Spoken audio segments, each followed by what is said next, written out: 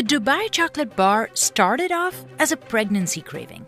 I had this idea of creating a dessert chocolate bar with different textures, different flavors. Sara Hamouda never expected it to become such a viral trend. With thousands of businesses, from restaurant chains like Shake Shack to local bakeries launching spin-offs all over the world. You can really feel the crunch in it. And it's not super sweet either. Those who are making some of the key ingredients, like katafi and pistachio cream, are also seeing a boom. Sales grew like 1,800%, which is pretty crazy from just one trend, from one chocolate bar. So, how did a chocolate bar that's made and sold exclusively in Dubai turn into a global trend? Oh, wow, look at that. Sara Hamouda was craving Middle Eastern desserts like kunafe when she had the idea for Dubai chocolate. Kunafa was something that my mum used to, cook at home, and it was all about bringing those kind of flavors back to life and in different ways. So in 2021, she and her husband invented a bar called Can't Get Kunafe Off It. We were selling from the house, relying a lot on word of mouth. And then came Maria, lovely girl, who reached out and she did a video of eating the Can't Get Kunafa Off It bar. That video, which has been viewed more than 100 million times, transformed their business. There was just a queue of riders outside wanting. We had no chocolate, like nothing at all. At the same time, there's like thousands and thousands of people were asking us to deliver to Argentina or like Mexico or like China. Now, Fix Dessert Chocolatiers makes more than 500 bars a day by hand. And they're sold just for a few hours through one delivery app in the UAE. A 200-gram bar sells for around $18. That's about double the price of Cadbury Fruit and Nut. Seeing people from around the world doing their own versions, whether it's kids, adults, it's just been insane. And jumping on the trend appears to be safe from a legal perspective. The name Dubai chocolate isn't registered because it's considered a generic or geographic term. Under most trademark laws, location-based product names can't be owned. That's why saying Dubai chocolate is kind of like saying New York cheesecake or French baguette. On top of that, recipes aren't protected as intellectual property, unlike books and art. The only way to guard them is to keep them a secret. So, while Fix is the original creator, other businesses like Lindt and Trader Joe's are legally free to come up with their own versions and sell them as Dubai-style bars. And that's what Bolci is doing in Turkey. The company says they were the first to introduce the bar in the country on an industrial scale. At this factory, they're making 1.5 million pieces of chocolate or 50 tons every day. I mean, I can't even imagine that. But sometimes my job is a lot of fun because I've just been eating chocolates all day long. Hussein Deniz Aksoy is the second-generation owner of Bolci and came up with the recipe for their Dubai chocolate along with his sister. After 8 unsuccessful trials, in the 9th trial, we made it. Now we are producing that recipe. Currently, it is the most popular category of our portfolio. Just a few months after launching in June 2024, sales soared 400%. And to meet demand, this factory has been heavily automated. First, high-tech cameras check if the molding trays are clean. That you can see the particle size and also the shape, everything can be detected. Then, molds are heated up to around 78 degrees Fahrenheit. Otherwise, it would be impossible to spread the chocolate. The chocolate and pistachio filling are deposited in what Deniz calls a one-shot system. Most of our competitors tend to use lower amounts of pistachios or artificial flavors, aromas, colorings. But in our chocolate, it is only the pistachio that colors and flavors the product. The filled molds go through a vibration machine that spreads the mixture evenly and removes air bubbles. Finally, a cooling tunnel drops the product's temperature to 57 degrees Fahrenheit. Then the chocolates are sent off to another floor for packaging. They've got spheres, bars, and gift boxes, and boxes that are taller than me. Exports are a big part of the business. About 60% of the chocolate is shipped to 72 countries, including the US, where it's sold at Amazon, Walmart, and local grocery stores. In the beginning, it was a super hype in the Turkish market. Then the trend is shifted to European part of the world, and now it is super trendy in the US. Now they have at least 5 different flavors of the bar. Despite the variations, the chocolate Bolci uses always remains the same. It comes in liquid form from Barry Callebaut, a Swiss-Belgian company which is the biggest chocolate maker in the world. Here it's stored in these giant tanks. It smells super delicious, like very creamy chocolate. Yeah. In this one, it contains 3 tons. We even have a bigger one. The cocoa beans Bolci uses are mostly sourced from West Africa. The region grows nearly 70% of the world's cocoa. And in 2024, just as Dubai chocolate prices started trending, global cocoa prices hit record highs, topping more than $12,000 per ton. That's nearly triple from the year before. The climate crisis is to blame for much of the spike. Extreme heat and erratic rainfall in West Africa caused cocoa crops to shrivel, resulting in smaller harvests. And that's had a domino effect on Dubai chocolate suppliers. Another ingredient that's flying off shelves is shredded phyllo or katifi. We always just made the product because it's part of our heritage and there's an ethnic community that buys it. But then when Dubai chocolate exploded, then it became like one of our best sellers. Demi helps her family run Contos Foods, a second-generation business in New Jersey. They make all kinds of Greek goodies, from pita to traditional pastries and, of course, katifi. The recipe is simple: flour and water, no yeast. The dough mix is so different than bread. Bread is alive. This is totally different. Demi's dad, Stephen, has been making this for decades.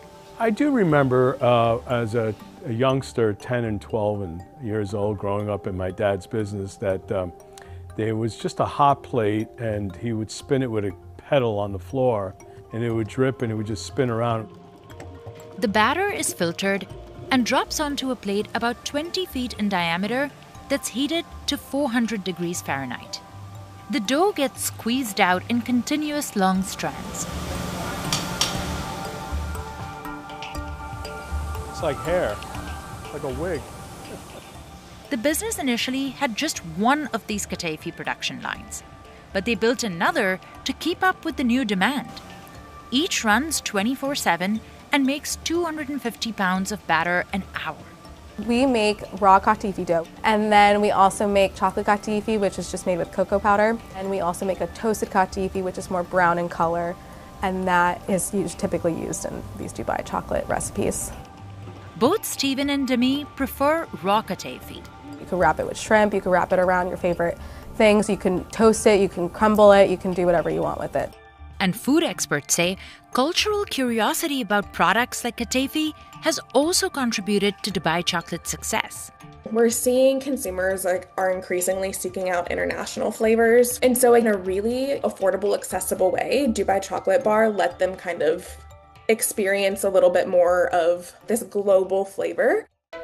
Even the pistachio cream that forms the filling isn't an ingredient Americans were used to. In the past, we had to explain to people what our products were, how to use it, why it exists. Malia and her husband Ahad Sardar Chashkurlu own Peppertuck's Farms, a popular maker of pistachio cream. When Dubai chocolate went viral, their online sales tripled overnight. So we have been in operation for 3 years before the trend hit. We had stock, which was a great thing to have during that first summer in 2024 when this thing blew up like crazy. People were scrambling to buy pistachios of all grades, and the demand was just so high that people were competing to get high quality pistachios, us included. Like Bolci, the couple sourced their pistachios from Turkey, where Ahad is from. The climate in the southern province of Gaziantep is ideal for growing them. The soil, the water, the heat, and the atmosphere plays a big role in how a product will actually end up tasting. The harvest starts at the crack of dawn, before it gets unbearably hot. It's a family affair. Everything here is handpicked, unlike at many large-scale pistachio farms in the US.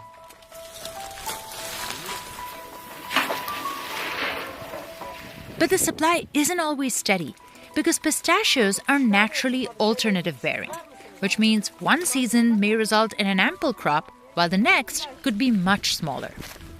Ahat knows this firsthand. Last year, this farm produced about 220,000 pounds of pistachios.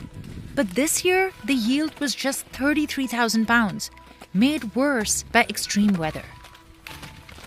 Definitely climate change is making an impact on output for sure. We had a bit of a frost this year in March when the tree already had the blossoms on it, and that's never good for the flower. Today, farmers are separating the highest quality nuts. Then it's time for shelling. We haul it back to a facility to remove the outer shells with a lot of friction and water. And then once that's done, it's laid out on huge lots to be sun-dried. The most important step is roasting. How many degrees you roast the product and for how long, how many times, determines a lot of different things. So you might be going for a beautiful green color. That's when you really want to roast it slow. Then the nuts are ground up in a closed machine and mixed with milk, sugar, cocoa butter, and a few other ingredients to form a thick cream. While Ahat swears by his Turkish pistachios, it's the US that leads global production, supplying more than 60%. Iran, which produces 17%, is a distant second, followed by Turkey at around 11%. China is the top buyer, but the country recently imposed tariffs on American-grown nuts, which led US imports to drop by over 50% in the first half of 2025. That's opened the door for Iran and Turkey, both known for prioritizing quality over quantity. That is why we choose Antep pistachios, and that is why we believe that they're so far superior than pistachios from Iran, Italy, or California. Currently, Peppertucks produces about 1.5 million of these smaller jars of pistachio cream a year. That 7-ounce version is available for around $10. Wegmans is one of our top retailers. Whole Foods, again, top retailer. Now we're launching for a limited time at Costco regions. Even restaurants that never needed pistachio cream are adding it to their kitchens, like Shake Shack, which launched a milkshake. I think the unique thing about the Dubai chocolate bar is that it's just as much textural as it is flavor. We wanted to stay true to those really iconic and delicious ingredients. The chain debuted the shake in Dubai, but also wanted to add it to menus in the US. So that's where, from a supply chain perspective, the work really started. Looking around the United States to find equal quality pistachio paste, dark chocolate, shredded phyllo dough that truly replicated what we were serving in Dubai. Within 6 weeks, they launched it in New York, LA, and Miami, one of their fastest rollouts ever. And so our ability to turn this around rather quickly and capitalize on that trend is ultimately what I'm most proud of. The limited edition milkshake cost around $10 in the US. That's $5 more than the average cost of a plain chocolate shake at Dairy Queen. And it was a huge hit. The fact that this was selling out within minutes of it being on the menu here in New York and around the country was totally unexpected and was not something that I think we were prepared for. Currently, you can find everything from Dubai-style donuts to strawberry cups and even croissants. There are certain items here that we may switch out over time, but I can't imagine not having it. It's more popular than the tried and true almond croissant. That's Keith Cohn, the owner of New York's famous bakery, Or Washers. Morning, Isa. How are you? How's everything? So since 1916, we've been here. And I've been in the bakery business since I'm 24 years old. Or Washers is known for its Jewish pastries, but they couldn't ignore the popularity of Dubai chocolate. I like halva very much, and I have since a kid. And the Dubai chocolate reminded me very much of halva. And everyone likes the phyllo dough, that crunchiness. So if I had to think of something. Their croissant is filled with chocolate batons.